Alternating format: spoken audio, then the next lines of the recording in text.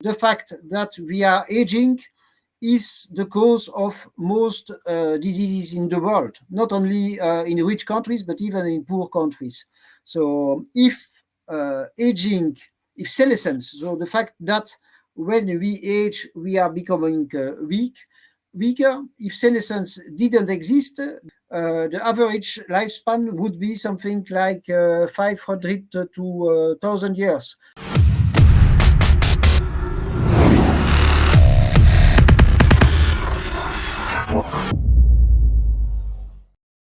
I am very happy to have Didier Coeurnelle here with me, who is the vice president of the Association Française Transhumaniste Technoprog, as well as the co-chair of HEALS, which is the Healthy Life Extension Society.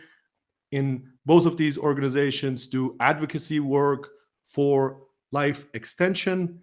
He is also a board member of Humanity Plus and has been a vocal advocate of a moonshot project for immortality, which we will find out more about on this episode of Ultrasync. So thanks very much, Didier, for being here with us. Hello. Wonderful. So before we get into all of these big questions that concern the future of humanity, life extension, if we will be able to become hundreds of years old soon or not, before we go into that, could we find out a bit more about your own path to working in this field, Didier? What kind of biographical events or factors would you say led you to become a leading advocate in life extension? So thank you for this question, and thank you for organizing this. I like this question because it's kind of a very specific situation. So since many years, about 40 years now, I give a big part of my money to organizations to fight against hunger in the world, to fight to make it possible for people to eat enough, in poor countries. And since about 13 years ago, I was asking myself, I was always saying, okay, this is to fight against hunger, but also to fight against diseases who are easy to cure. And one day I was asking myself, but which diseases are easy to cure and which diseases are not easy to cure?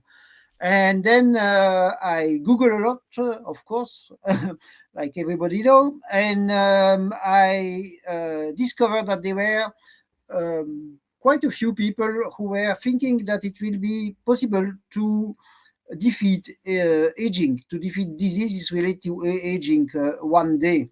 And also I discovered a text from Nick Bostrom, so one of the founders of the transhumanist movement. I discovered a text of Nick Bostrom who was called The Fable of the Dragon Tyrant. And this is a story, to be short, a metaphor of a world where there is a dragon, and the dragon is actually old age. So I was convinced by this text. I was convinced by this idea, and I started by inviting the person, the most well-known person concerning longevity already at this time. It was Aubrey de Grey. I created a small organization with a Belgian guy who is still working with me, Sven Bulterhuis, who is the other co-chair of the organization, HEALS. That's in a few words. But in the past, I've been always interested in technological progress. I've been always somebody on the left side of the political spectrum, but contrary to quite a few of these people, I'm optimistic concerning, optimistic. We will speak about nuance, of course, but I'm positive about the future. Interesting. No, so that's interesting to see that how you see life extension as really an something that comes out of a philanthropic effort, really, or philanthropic intention, or for an intention for amelioration of Yeah, well, life for humanity. life extension is of course for everybody, or more precisely for the people who want it, and that's one of the priorities, to make it well, to have faster medical progress, but also to have faster well, and this includes fast medical progress for as many people as possible, as fast as possible. Once again, if they want it, because there are Sure. quite a few people who say, "Yeah, I don't want," but we will see when it will be, well, if it is possible, because nothing is sure.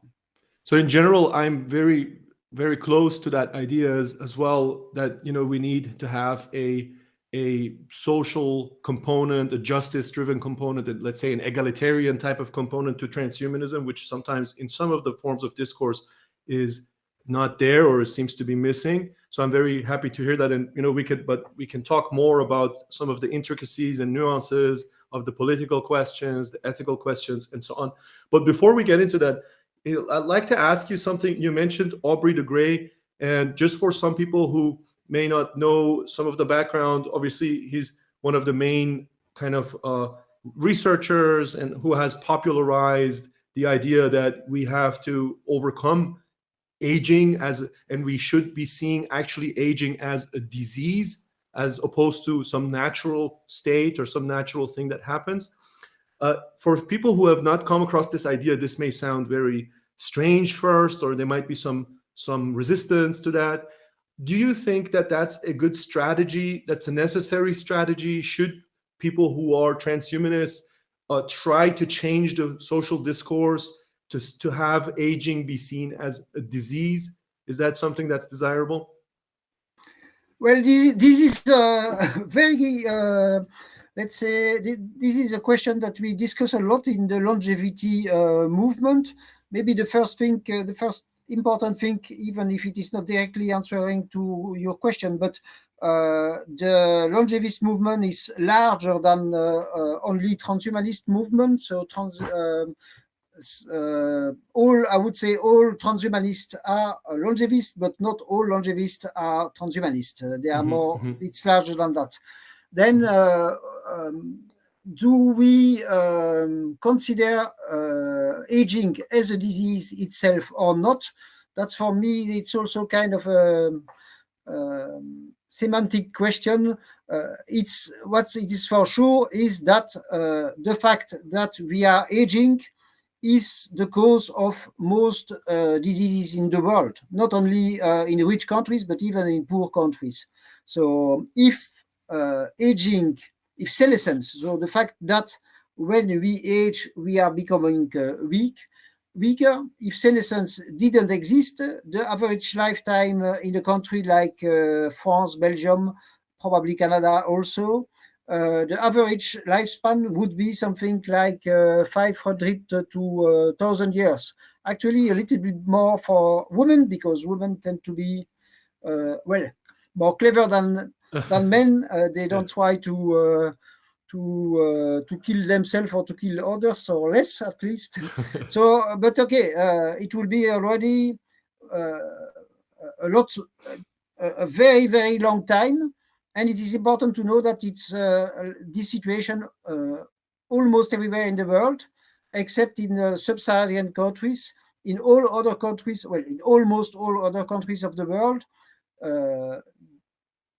diseases related to aging are more important as a causes of death than all other causes of aging. All other wars, hunger, violence, accidents, and so on. Less than only diseases related to aging. And so Right. there are people saying, like in my country, well, like in France, that Jean-Marc Lemaitre, probably one of the best well-known people in the longevity field, French-speaking longevity field today, he's saying, yeah, we should consider aging as a disease. I somehow prefer to say this is the cause of all diseases, but okay, it's kind of well, semantic question. We all agree. Sure, sure. Aging is what Semantic. is killing. It is what is killing us all. Well, not all, but most of us. And there is Sure. nothing we can do to escape at the But moment. the semantic question, obviously, we know of the power of language and Yeah, of language games and of kind of rhetoric in creating social awareness and consciousness. So, I mean, that question obviously is also important for political advocacy and political yeah, work. So, yeah, you made a fine distinction there between, because that's just I'm very much in favor of the idea, but I feel that people might, there is going to be a kind of a conservative backlash or yeah. something when we say aging is a disease, and a lot We of people will not be so comfortable yeah. with that. We just had a discussion in the transhumanist movement, French-speaking transhumanist movement, Technoprog, that you said the name Mhm. at the beginning, and we decided to say aging can be considered as a disease. Well, So so we you had leave it kind of open. yeah, Yeah, at this point. we leave it open. Yeah. One of the problems, but it is a strange problem. Some, let's say, some people who don't like this idea of stopping diseases related to old age, they will Mhm. say, "Oh, but you say that because you don't like old people." But that's for Mhm. me like if you were saying, "I'm trying to cure cancer," Mhm. and you would say, "Oh, so you don't like people who have cancer?" No, of course, Yeah, yeah. we No, it's because you like them that you want to yeah, help. that's because I like people who are older than me, but I'm already old. That I want them to live longer, of course, not the other way around. Sure, sure. Yeah, No, okay, that's an interesting kind of question to consider. So, if we can talk a little bit about the possible, let's say, remedies, or let's say cures. If it is a disease, then the possible cures yeah, for for this condition, for this universal, general kind of process that happens to humans, to life forms in general. But we as humans obviously are the only life form that is able to consciously direct and design and change our own conditions and everything that is deemed to be natural for us. So what there is many kind of avenues have been presented, from stem cells and gene therapies, and even much more kind of futuristic things like nanotechnologies that will enter our bodies and change things rapidly, and yeah, replace kind of things, replace organs. And there's also some kind of some things that have entered the some practices that have entered the social consciousness in around for instance, injecting blood of younger people. Some people do that, and there has been, famously there was a TV show when a Silicon Valley kind of show where that was problematized and shown as something that billionaires are doing this now, and yeah, so on and yeah. so forth. So Billionaires are killing virgins yeah. to drink their blood. Yeah, Yeah, exactly. just Some kind of new yeah, vampirism. yeah. So Just from for information, the Mhm. company, the name, I don't find the name, but it's something like Ambrosis or Yeah. is bankrupt. So yeah, Interesting. From this field of potential therapies and actual therapies, future therapies, current therapies, and practices, what do you think there is? What are the? Can you tell us more about this field? Which ones of these approaches are promising? Which ones are just hype and shouldn't be yeah. taken seriously? Which ones are near? Which ones are far? Can you tell us more about this, please? Yes, maybe I want to begin with something important. So we all know that life expectancy, average life expectancy, is rising, and this is positive, and this is continuing. Well, in COVID times, probably there will be kind of a pause, but okay, it's rising. But what is not rising is the maximal lifespan. So the first person ever to be older than 100 years was Terencia, the widow of Cicero, and she died more than 2,000 years ago. And the oldest person ever was very probably, there are some people saying no, but okay, was very probably Jeanne Calment, and she died when she was 122 years old, and it was in 1997 already. Already 25 years ago. So we don't progress concerning the maximal lifespan. This is very important to know about that, and it's kind of for me almost a mystery. So we have more centenarians than ever. We have higher life expectancy than ever. We have more medical knowledge, of course, than ever, and still, sorry, this maximal lifespan doesn't change.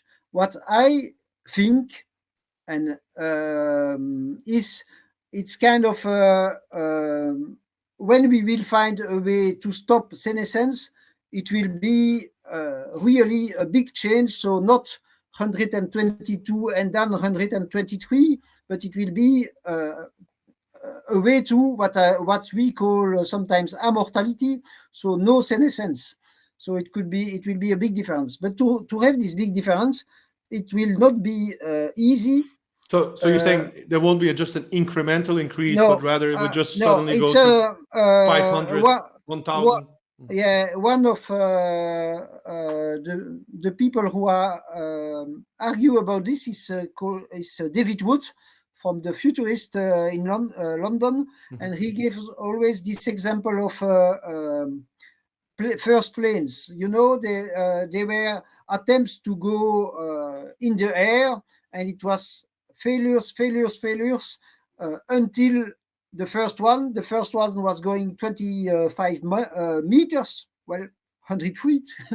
And it was in 1903 or something like that. And 20 years later, you had the first company with passengers. You had the first, you had planes used for the World War I, and so on. So it was in 20 years that it was from after more than 20 years, probably more than 20 years of attempts, where even the best scientists thought we will never do it. And then in 20 years, it was really, it changed radically. And I mean, after that, it changed even more radically, because 40, less than 40 years later, we were in the space. And when less than 12 years after the first thing in the space, they were the first people on the moon. Sure. So with regards to life extension, we no, may be coming in back, a similar process. Yeah, So we're similar just process. waiting on the Wright brothers now to appear in the Yes. Well, life extension. Probably, sadly, two white brothers would not be enough. But on the other side, we have more scientists than ever. So what we absolutely need is this perception, that this paradigm shift, so that people understand that we can probably, very probably, stop senescence. It will not be easy. And now coming to really the answer to your question. So I would say there are a lot of products that are already used, like metformin, rapamycin, even aspirin.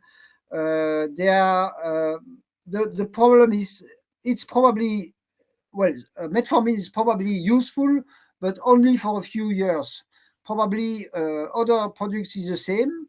So there are also many things now at the moment about senolytics. So the idea is there are products who kill the cells who are in bad health, I would say, so old cells, and then we have a better health, at least for mice. But this is also, in my opinion, of course, I would love to be wrong, but I say always, I think this many avenues are only for a small benefit. But I would love to be wrong. You know, sometimes things don't are better than what you think before. So, So, it seems say that like the currently existing approaches are only creating no, no, no, small no, no. improvements. No, Yeah. no. I speak about some approach. No, so I speak about approach concerning products. I would say, and Hmm. even senolytics. I think it's going to change things, but not a lot.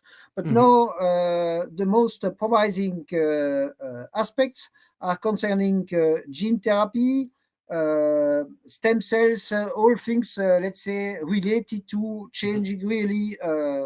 Or basic cells. And coming back to what I said about Jean Calment, the oldest person ever, 100 years, and so on, Hmm. I want also to say, so you give at the moment you give $1 billion to the best scientists in the world, and you give them 5 rats or 10 rats, and you say, please let them live more than 5 years, they will not succeed. Hmm. So one the so the maximal lifespan is in the genetic code, and so it means that probably we can change this and have by gene therapy much longer lifespan for humans. Hmm. So, Okay, but that's are we so talking about CRISPR technologies yes, and we are speaking about all those things about CRISPR technologies, because CRISPR technologies is making it possible to rise very fast concerning all techniques related to gene therapy, but also Mhm. all techniques related to stem cells, and Mhm. also so about the most promising company at the moment, it's certainly Altos Labs, because they are working on let's say rejuvenating cells, Mhm. and the French guy I quoted before, Jean-Marc Lemaitre, is also working in this same field. Mhm. So, is there something that you could give in terms of, I mean, predictions? Let's not say predictions. Let's say Yeah, like a yeah, prognosis of yeah. how and when we can expect, Maybe, things to change notably. yeah, maybe I want to finish. So I spoke about, I would say, all things related to stem cell gene therapy. I spoke Sure. about products. You spoke Hmm. about nanotechnology. I think it's also very an avenue for rejuvenation, but probably later. So to have kind of microscopic robots who are able to clean, Hmm. to Hmm. kill all cells, to replace cells, and so on. Hmm. And concerning the blood products, Hills is gave some money, not a big amount of money, but gave some money Hmm. to fund research concerning the use of blood and plasma on rats to Hmm. to see if these rats are living longer. Yeah, and it seems to give some results, but we will see for the final results. Hmm. Um, and yeah, and I think that's it. No, sorry. And the last thing I want to say, it's not kind of an avenue, but it's more about what makes things advancing faster in general. Of course, we should use artificial intelligence Hmm. for this, and also because artificial intelligence can be dangerous. So it's better to use it for health, for resilience, than for other things. And no, I forgot your question that I was that you asked. Sorry, the last question. No, obviously this is a very important overview that you're giving. There seems to be many different approaches, some of which are more promising, Yeah, and we're looking to see even further exponential growth with the vast amounts of data and the capacities to yeah, analysis, and that we get through AI, through finding patterns and so on and so forth. But before we talk about the maybe hindrances that are standing in the way of this advancement and how they could be kind of taken out of the way, the question was still around, from these different methods, is it yeah, possible from your mind, in your mind, to have a type of rough estimate, type of prognosis, prediction of yes, how long is it going well, to take until we can notably go beyond the Yeah. current barrier that exists around absolute lifespan? If I if I want to be short, I will say no, it's not possible. But okay, what I think, if let's suppose that this becomes the priority for public institutions and for the private sector, so it means that there are a lot of scientists working on this and a lot of money, and there is also this perception that it's possible.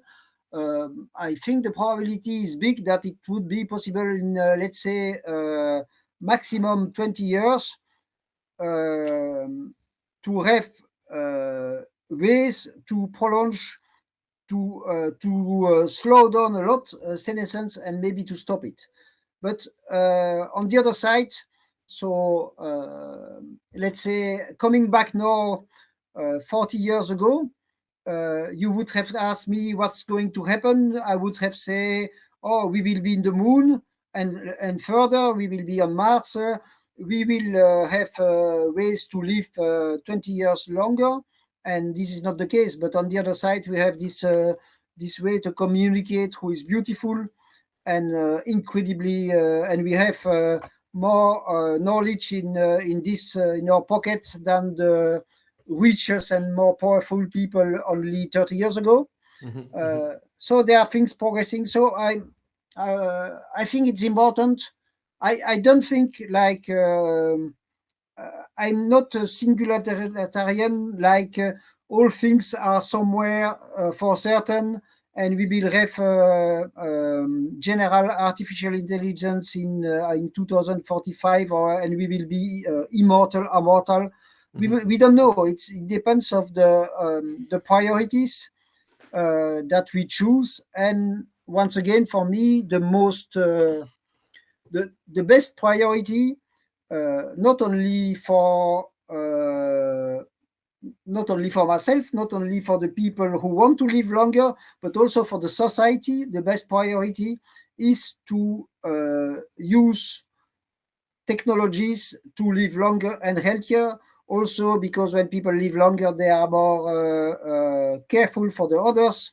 When people live longer, there is less risk of violence for many reasons, not only for life extension itself. Interesting.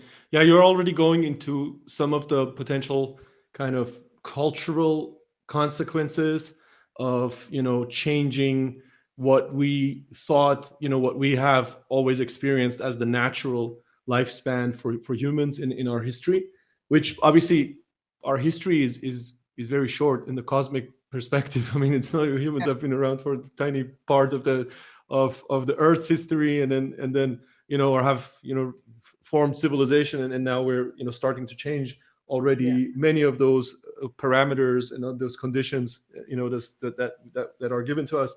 So, but just to come back to you just mentioned you said in your prediction, you said that 20 years would be possible, which, as you also pointed out, would be kind of similar, kind of close to where Ray Kurzweil has, as you alluded to, like, predicted for the singularity to happen around that same time, roughly. But, just to stay within where we are now and how we get to sizable, notable changes, you said that this would require the both private and public sector to make it a main focus, or to really allocate resources and really allocate attention in a massive way towards solving this problem. What is the current state of that endeavor in your mind, both from public and from private sector? Is there attention? How much attention? How much funding? How far are we from that, on a scale, from that kind of full attention that you say would be required? Well, I will not say it's required. I mean, the more we have, the more chance we have to be okay. So, but yeah, let's say it's required if you think that human lives are important, because each day that you are losing, there are about more than 100,000 people who die of diseases related to old age. So this is an absolute priority.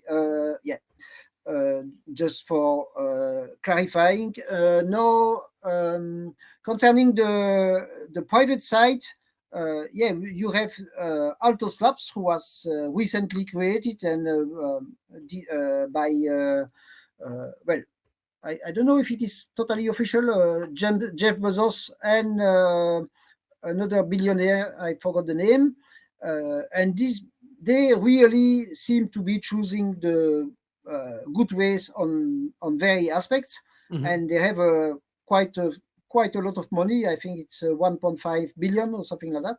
And then you have that's already older, since something like almost, I don't know exactly, but more than 5, 6, 7 years. Google Calico Labs, who was created, of course, by Google, sorry, and they have officially as goal, yeah, to defeat aging, but sadly there are no big results until now, and this is sad because, for example, they have one great scientist called Cynthia Cannon, who is one specialist of aging, but yeah, they don't progress. You have also Facebook. So the Chan Zuckerberg Foundation declared 3-4 years ago that they were wanting to, that during the life of their daughter, who was just born, that they want to stop all diseases, but they didn't speak explicitly about diseases related to old age, but there were some implicitly things. Now, going to the public side, for me, the sad thing is at the moment, there is no one public institution in the world having officially as goal, of as one of the goals, to stop or to slow down aging. So there are many scientists in the world with public money working on great things, especially neurodegenerative diseases, where there are more work than in the private sector, I think. But there is not this, once again, paradigm shift that they get it, that we have to work on the aging as a global thing to have a chance to slow it down. And for me, well, that's not in your question, but I have to speak about this at one moment, about psychological aspects. But yeah, this is to answer. So on the private side, things are going certainly in the good direction. On the public side, I would say, yeah, we are progressing. There is a lot of money. There are many good scientists, but there is no global global view. So before I dig deeper into this, what could you just elaborate on the psychological aspects that you were just referring to? Sure.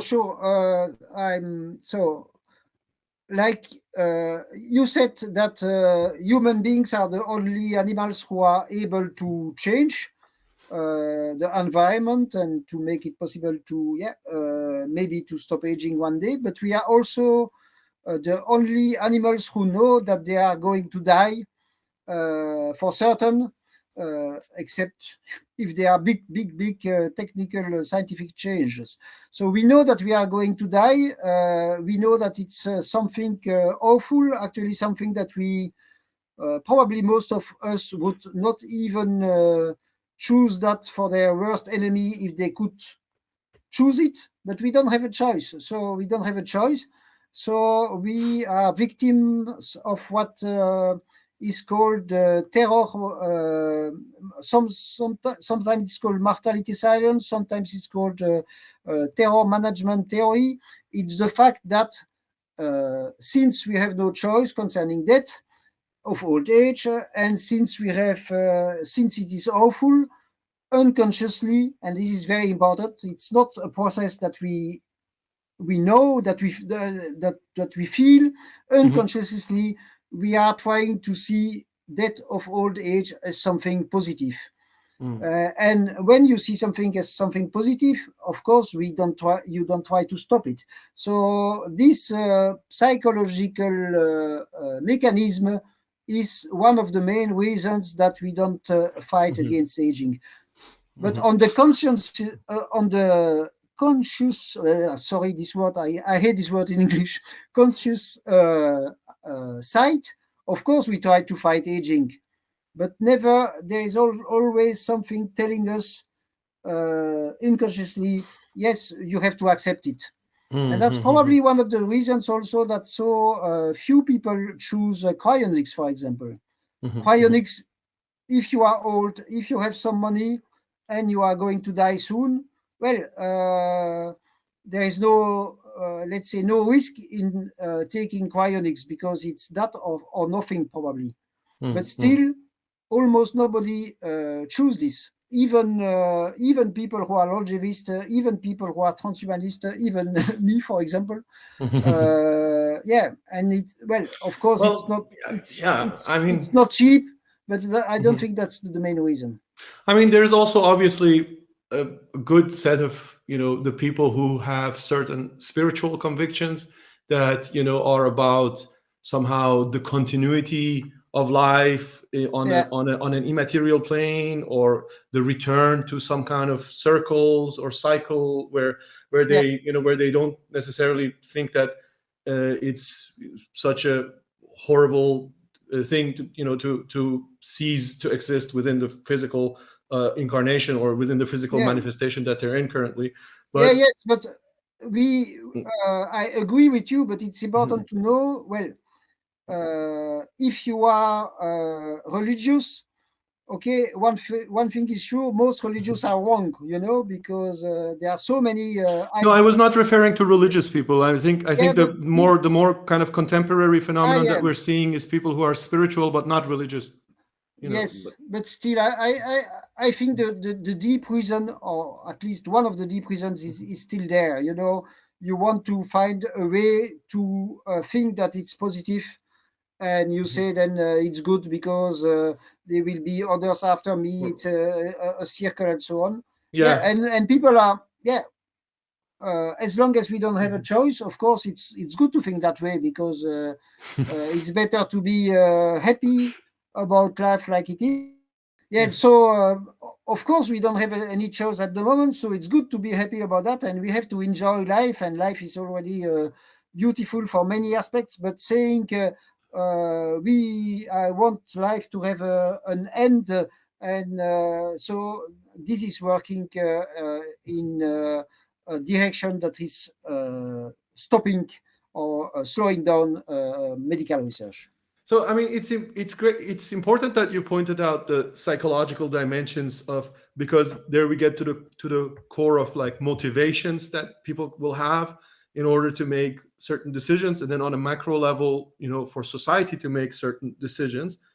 But in that vein, I'd like to raise some point again, or talk a bit more about a point that we mentioned at the beginning, which was your own kind of intention that you talked about, to help people to have like a progressivist kind of philanthropic perspective, to help the wider population. Isn't there here a danger that if only a certain small group, let's put it this way, if most of the funding for this for life extension comes from the private sector, isn't there a danger that that would lead to a result or a society where only very well off people will be able to afford life extension, and then in extension that would lead to a situation where that whole kind of development will be seen as something negative from society, as Yeah, something that only the rich can afford, to now not just be in a class society, but even a kind of biologically enhanced class yeah, society, or yeah, something like that.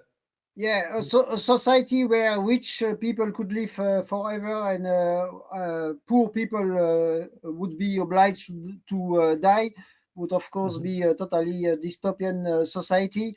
Mhm. I think there is a risk, but I think this risk is very small. But that's why I say about it's important to. That's one of the reasons I say it's important to have public money and private money and public people.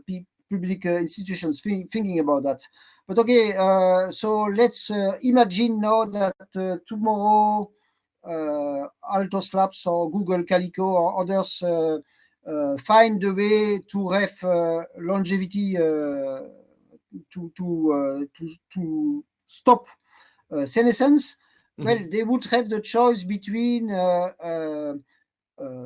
selling that only to a few, and becoming the most hated people in the world, what is not good for your health in general, or selling it or giving it even for almost nothing and becoming the most popular people in the most popular society company in the world. So, and also, yeah, if you sell only to very rich people, you have only a limited number of people. Yeah, and But okay, always in the history of technological innovations, and we usually have always the first, the yeah, first instantiations could be very expensive, like the mobile phones in the yeah, 1980s and so on. But then it's that. shortly afterward, there will be that exponential process, and it will get kind of very affordable for After everybody. that, yeah, when you actually there are things who are only still only for a few rich people, but there are things like planes, because it's expensive to produce. But if there is a pill, or if there is a gene therapy, or if there is nanotechnology concerning medical aspects for a public of potentially 8 billion people, it doesn't. It's the know-how, the scientific research who is very expensive, not the fact to use it after. For example, I spoke about metformin. Metformin is not the miracle pill, probably, but it's probably something useful. The cost of a metformin pill is about zero. It's about 1 cent each pill. And That's interesting. You're yeah, saying the yes, application of the technologies will not necessarily be that no, prohibitively expensive, no, but it's about the R&D to get there, to have yeah. it approved and to have it developed to the Take extent where it's take useful. a look for the COVID aspects. So sadly, it was not. There were big declarations of companies to say it will be for everybody. Well, sadly, it was not the case. But I mean, in all countries, it was the case, so that everybody could have it, and it was not the case in the poor countries because of let's say decisions of these companies, not because it's expensive. To produce a vaccine, I think it's something like $5 to $10. Yeah, so that's something that even the poorest, that the states can pay to even the poorest people in the world. And yeah, if we have gene therapy, gene therapy for the first years would be probably very expensive, but at the same time you have to test it. So very often it's, let's say, rich people who test the products, and after that it's for everybody. Well, but once again, it's not true, and it's important to have it. It's therefore also especially important than, let's say, public institutions and politicians do understand it, because otherwise it will be they will be reacting late, and it will be more difficult. And if it is for, let's say, even only for a few years, only for which, well, first people will be dying, and that's unfair, but also people will be angry, and that's dangerous. So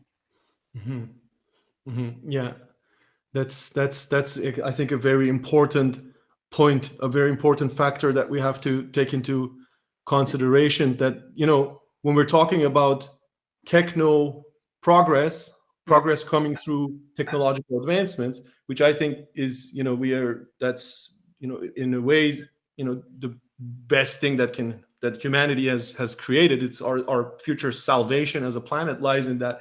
But at the same time, if we don't see the dangers of some of it, or yeah, if we don't point out some of these dangers that you just as well pointed out, that you could be people could get angry, there could be a disconnect, there could be some injustice involved or some perceived injustice in how these advancements are distributed, right?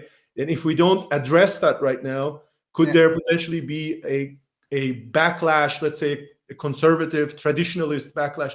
Right now yeah, we have traditionalism in the world mainly coming out as nationalist, ethnocentric traditionalism. So where we have movements everywhere in the world, where in France there's elections soon, where there's parties that are strongly advocating kind of the ethnocentric or national cultural centric kind of traditions as something to stand against progress, and we have that everywhere else. Could there be a type of traditionalism which, instead of seeing the nation as a center, sees the traditional human, kind of tries to be like traditionalist about, like, don't change the human, yeah, we need to protect the genes or the human, and so on and so forth, and as a backlash, as a reaction to maybe a techno progressivism that does not sufficiently address those the potential perceived injustices, or perceived, yeah, the perceived, that question of how this is done in a just way. Is that something that you're yeah. thinking about, You, parties uh, thinking about, in your advocacy yeah, work? yeah. I think you said it. So I agree with what you said. Maybe one thing more is, it's not only for, let's say, social reasons that people are afraid of the changes. That's also, let's say, because of each technological progress has also some um, unforeseen effects, and people see the unforeseen effects as something almost always negative. Some people see that as something always negative, and they are wrong. I mean, there are unforeseen effects who are positive, and there are others who are negative. Um, how can I say that? So it's important to inform people, but it's very complicated because there are many people afraid of technological progress. Uh, yeah, I don't have the miracle solution, but I would say, for me, one part of the solution is to once again concentrate on uh, public money plus private money for health, and using also artificial intelligence for this, because there are also people who think that there are risks related to technological progress. They are right, of course. There are Sure. existential risks. A nuclear war is one of these risk related to artificial intelligence do exist. Yeah. So just to kind of cap that off with something that we can take away from that, or maybe something that people could do actively, because it seems we said the private sector, the private part is there or is growing. The awareness is obviously there when people like yourself and other thought leaders are advocating this already. uh, the public money or the public support is probably the part that's more lacking. Is the right way in your mind to have a party, a transhumanist party, which kind of enters the electoral process and tries to democratically influence it? What is, or is, should people look at associations to get involved in? What can people do, and what is the Yeah. kind of public strategy in your mind that makes sense? In Germany, there is a party. It's named Gesundheitsforschung. So it is for scientific research for health, and they are presenting candidates since quite a few years. But let's be honest, they have only a small impact. But I think it's a one issue party. Like the Greens used to be a one issue party, but are now are not now working on many fields. Yeah. So that's one way, and Mm-hmm. but I think we should work on all aspects. So work Interesting. on this way, like Felix Werth is the leader of this party in Germany is doing, but also trying to convince members of parliaments. And for this, well, I'm lucky to be in Belgium because Belgium is where the seat of the European Parliament is. But let's be honest, especially with the last day, with actuality concerning Ukraine and before COVID, it's difficult to push public authorities to be on a more long-term issues, to be on more long-term issues. But we have to continue. Yeah. Right. But that's an interesting analogy you made there from the Green Party, which started as a single issue, but then became a larger movement. And that's certainly something that, as technologies advance and as everything changes about the human, about who we are as humans, that could certainly be something that could happen similarly with a movement or a party that's mainly focused on, or that's initially has that issue of the human, of the future of the human and the biology of the human as its topic. But I want to come back to your question, because it's a good question for, let's say, people in the street, or people not in the street but who are listening to this podcast. What can you do? Aubrey de Grey is always saying, "Give me money." I will not say that. Don't give me money. First, get information online. There's a lot of information online. Sense organization, but also lifespan.io. That's probably the best. But you can Google with life extension. Well, there is a lot of good information. There is also bad information, but use Wikipedia first, like for many things. That's one. And then try to be active, going in one of these organizations, or try to be active in contacting UMP, or try to be, or if you, I don't know, if you are an artist, try to use your artistic knowledge and your artistic feelings for this. But please do something. And if you decide to be active in one specific direction, after a while, you will be an expert on this and you will be useful for the community. Absolutely. And I'm going to share some of the links that, we can share with the viewers or listeners as well, how they could get involved in activism groups and other types of places where you can inform yourself. Obviously, you can subscribe to Ultrasync and be part of the collective intelligence that we're generating here on the future of humanity, technologically aided and with the kind of right ethical drive and position as well, so that we can actually, achieve something with a lot of these kind of amazing possibilities that either are existing right now or that are coming. And I'm so happy that we were able to touch on a few of these today, Didier. But if I can just bring towards our, as we're kind of rounding off the conversation, if we could go a bit more kind of speculative and see that if we are really in our lifetimes see the life span, or the expected lifespan expand, and as you said, it would not be just an incremental expansion, but it would just explode basically, and open up to the next level, the next order of magnitude higher or something. So what would that mean for humans who would, on an existential level, on a cultural level, what do you think that could mean for people to suddenly be able to have that type of lifespan? And also, do you think that, that because in my mind, sometimes we're imagining that it's just the same humans who are suddenly living much longer, but we have things such as the singularity coming. We have thinking that things, the human will completely change. Our forms of existence may completely change. Our bodies, our minds, we could merge with technology. We could upload ourselves, and so on and so forth. So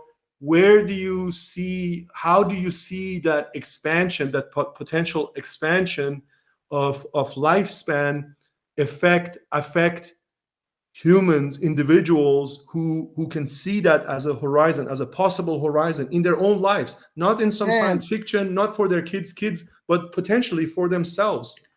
yeah. Maybe first I want to say I will not speak here about even if you are asking, but otherwise it would be too long about let's say if there is general artificial intelligence going becoming better than or more powerful than human intelligence, because this is a too large question to be. So I prefer to concentrate on aspects related to life extension. So if we reach in a few, let's say in less than 2 decades, a situation where we can live without almost without senescence. So what would be the main consequences? Well, we would be not so different from today, except that we would be a lot more happy, because we would have time for everything. We would have more time to love each other. We would have more time to study. We would have more time to discover. That's one aspect. But on the second aspect is uh, a positive one, even if at first look it looks like sometimes negative. We would be a lot more careful, because we would know that if we if we have an accident, we will die, and we will lose hundreds of years, maybe thousands of years.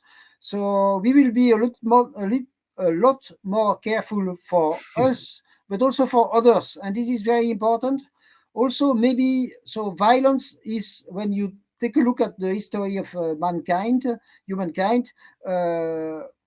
violence is decreasing. But on the other side, it's easier to kill other people than ever. So we need a more peaceful world. And maybe thanks to the fact that we will be living much longer, violence will be not only something that we cannot, that is prohibited, but also something that is unthinkable. So this is good for the society as a whole, like I said. So that's So you're maybe saying the violence will be more grave, the impact of it will be much more severe because. could be because of technological progress, but on the other side, if we live much longer lives, we will tend to be absolutely against all violence, because we know that we are going to live okay. And then there is one aspect I was not approaching, and very important, is the aspect of environment. So global warming, pollution, these are real, very big problems. And if we know that we are going to live much longer, we will be also more careful for this, because to live in a sustainable body, we absolutely need a sustainable world also. So you're saying from an ethical perspective, kind of, there is an increase in responsibility and accountability that people have when that naturally will come to people Yeah, when they know that, okay, actually this is not just this, it's actually, there could be hundreds of years of where I have to live with the consequences of my actions. Like, precisely, yeah, yes, precisely. More right. careful, but also more careful for the others. Also, when you have more time to love each other, so you have more time for attachment. If you know that somebody is going to die, you are less inclined to. Well, we are less inclined to love each other. Really? Yeah, I would say something that's kind of. I was speaking today with other people about people in retirement houses. My father is very old. He's in 89 years old, and he's in a retirement house for people who have to care for these people. It's a very difficult job, and it's even more difficult because you see all these people dying soon. Dying after a few years. So at the moment, the people who are caring for these old people, they have to be not too much attached, otherwise it's the life for them is incredibly difficult. And of course, if there was a way to stop senescence, well, in this kind of situation, people would have more feelings against each other. Interesting. I think, yeah, there's a lot of potential reflections and further questions that are opened up with our conversation that we're having here. But Didier, I would like to, if we could, and I hope I'm not putting you on the spot with this, but I'd like to close off these conversations with thought leaders on the future of humanity with an opportunity. If you had an opportunity to send a message to humanity, and let's say this message would somehow reach all of the collective consciousness of humanity, what would that message be? Okay, so today is the nicest day of the history of humanity, but today is also the most dangerous day of the history of humanity, and both are due to technological progress. Today is also the day where we have the most scientists, the most knowledge, the most access to knowledge. But on the other side, we have also the most bureaucracy, the most obstacles. So today we have the possibility, if we use our energy, our knowledge, and so and all our possibilities, and also technological progress, to make human beings more resilient, more healthy, and living longer. This is the best way that we have to change the world from today. Thank you very much, Didier Coeurnelle, for your being here, for the presence, for the sharing. I think this conversation was a wonderful way to understand some of the main challenges and possibilities in life extension. Obviously, this is just a start, and anybody who wants to learn more, we will share the links, and that will be possible. Thank you for your time. Thank you. And everybody, sync yourself up. Let's go. Let's do this. Ultra sync.